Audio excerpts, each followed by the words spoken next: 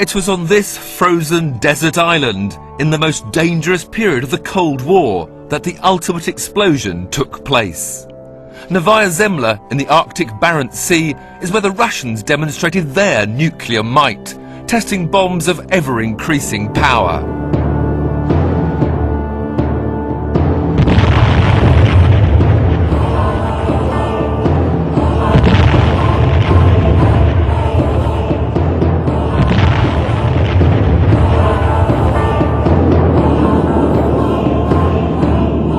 On October the 30th, 1961, they pushed the limits of explosive power further than they'd ever gone, or will probably ever go again.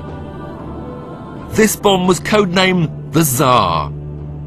It contained the equivalent of 58 million tons of TNT, or all the explosives used in World War II, multiplied by 10.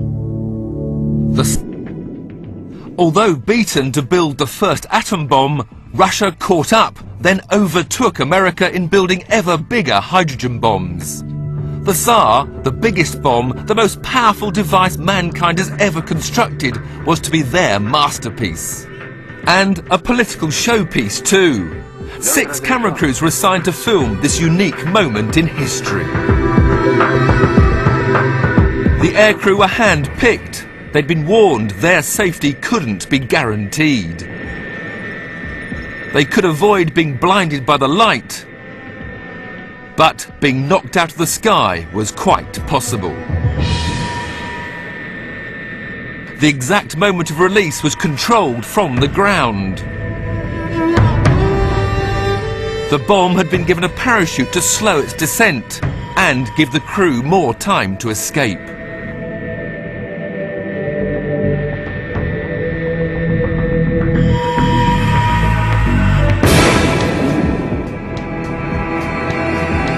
They did escape, but only just.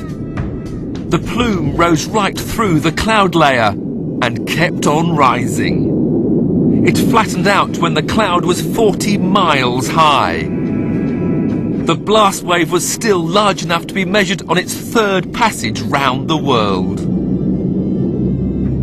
Because the bomb was detonated 2 miles above the ground, there was very little radioactive fallout. But the earth directly below the burst was seared by the intense heat. Rock had been turned to ash. The bomb was 4 times bigger than anything America has ever exploded.